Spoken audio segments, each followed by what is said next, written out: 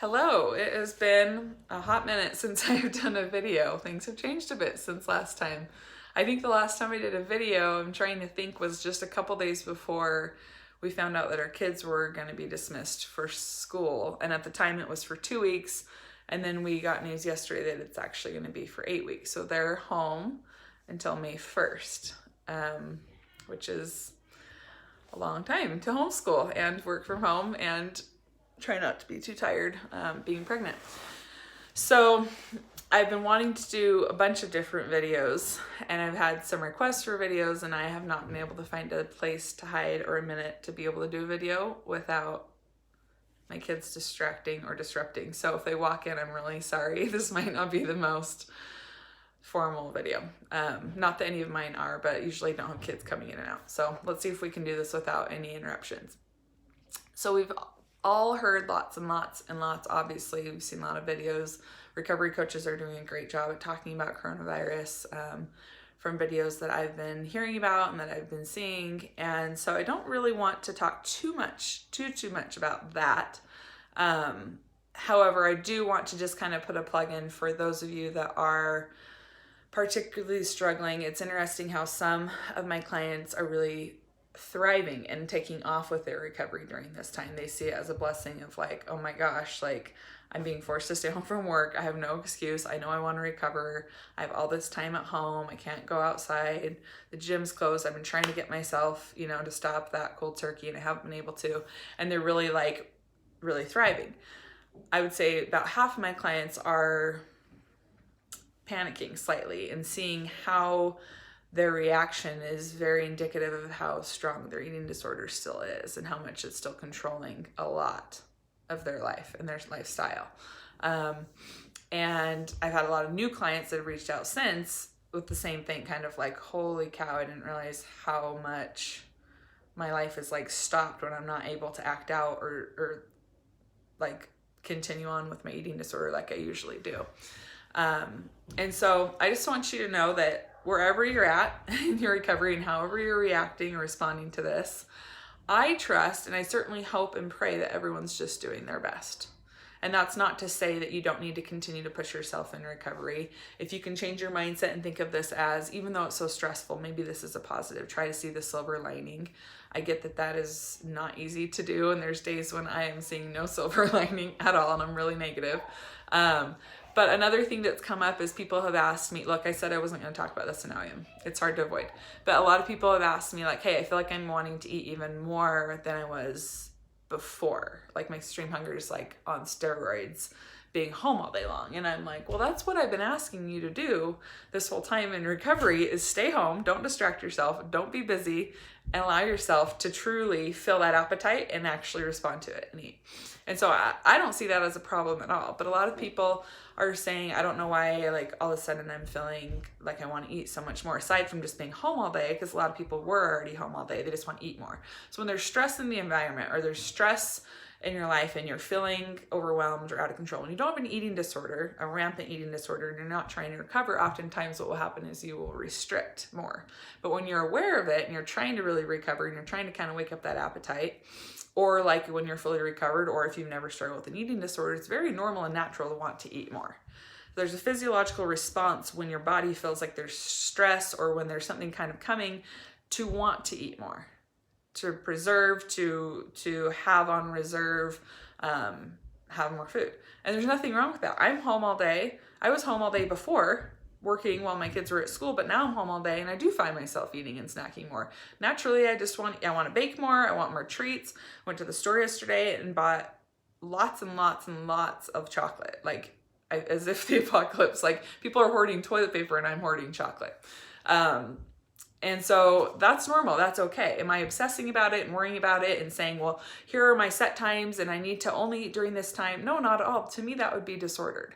And I know a lot of people have seen, take back what I said. I'm talking all about coronavirus now, and I'm sorry. But I just am thinking of all these questions people have been emailing me, and now I'm like, okay, fine, I'll respond. But it may be redundant because I'm sure a lot of people have already responded to these.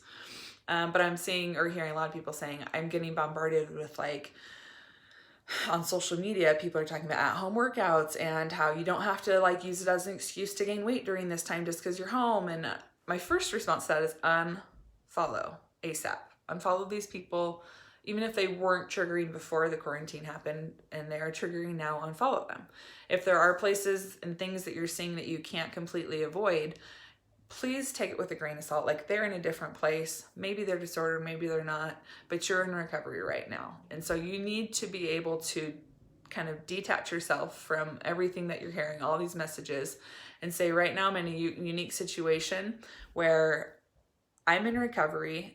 I don't need any kind of messages that I should be working out at home, because I know I'm not supposed to in recovery. So I need to just kind of push that aside, choose not to be triggered by that and not act on it. And I also need to not be at all need to be micromanaging what I'm eating or restricting because I'm home all day. In fact, the exact opposite. So you see those messages that are triggering, you do the opposite. Even being fully recovered, those messages don't affect me. I see them, I'm like, oh, good for them, but that's not what I'm doing.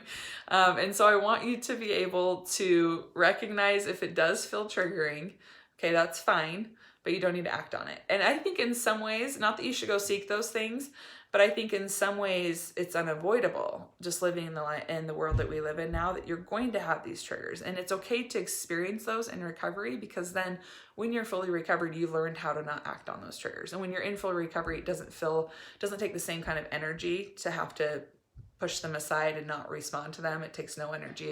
In fact, if anything, when I see things like that, I'm just like, geez, I'm glad I'm not like that anymore. I'm really glad I don't think that way anymore or obsess over that kind of stuff. But when you're in recovery, it's going to take some effort. It's going to take some discipline and effort to fight that feeling of wanting to give in to that trigger.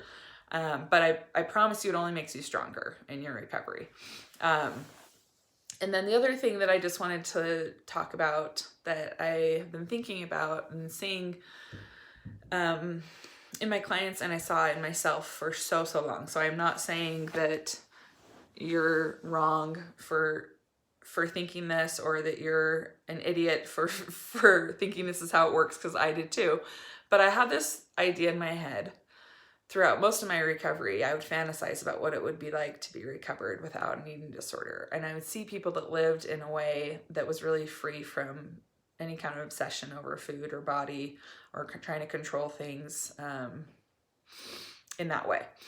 And I would envy them, and I would see it, and I was like, oh my gosh, I wish I could just be like normal, and I wish I didn't have all these thoughts, and why can't I just enjoy myself like everyone else? And I would always be thinking about these things, and I knew very clearly like what I wanted my life to look like when I was fully recovered. And then, but I'd be here in this place of like super disordered, still acting out on giving into exercise compulsively and very heavily restricting and very orthorexic. And I was making these minor changes, but I was trying to get to this place.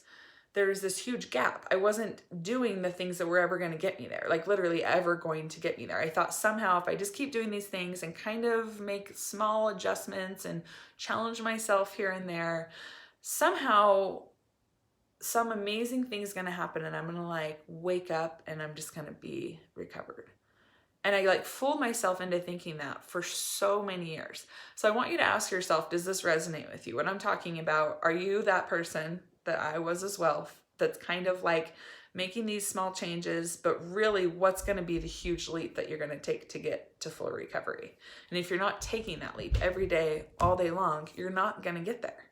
You are not going to get there. And that sounds kind of daunting and negative, but it's a reality check. And I want you to really think about that. You've got plenty of time being home now to think about, what are the things I'm doing today that are actually going to get me recovered? And if you have kind of draw a blank, like I would when I would finally sit down and be honest with myself and think, yeah, I'm never going to get there. Like, I'm still working out, I'm still doing this, I'm still doing that. What's going to change? Nothing changed until I decided these things have to happen. I have to do this. There's no way around it. There's no alternative approach of trying to figure this out in your own way. It's not going to happen. And so I had to do what I knew it took to get fully recovered. And that's when my real recovery started. So I want you to kind of reflect on that today without feeling overwhelmed, or hopefully that's not upsetting. I want that to be encouraging. But I want you to kind of reflect on that and then make those changes. Make them today. There's no reason why you can't make them today, because waiting till tomorrow, waiting till next week, waiting till Monday, waiting till quarantine's over, again, we're just kind of living that Groundhog Day over and over and over again. So kind of shock your system, make some very bold changes and see where you get. So if you need help, reach out, because I'm here and I really do love what I do. I love helping my clients and seeing them progress to full recovery. So, all right, with that, hopefully you guys have a very enjoyable day. Thanks.